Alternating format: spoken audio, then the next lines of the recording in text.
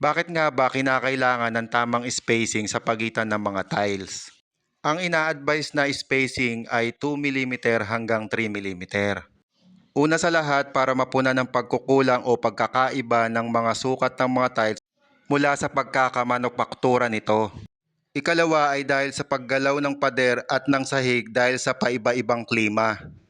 Ang tamang espasyo ay nagsisilbing stress reliever para hindi mag-crack o mag-umpugan ang mga tiles.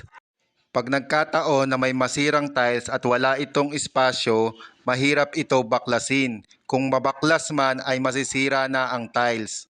At ang problema ay kung wala kang katulad na pamalit ng iyong tile.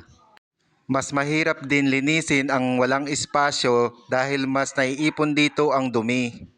Hindi katulad kung may tamang espasyo at may grout, madali lang itong linisin at kung sakali ay pwede kang magpalit ng grout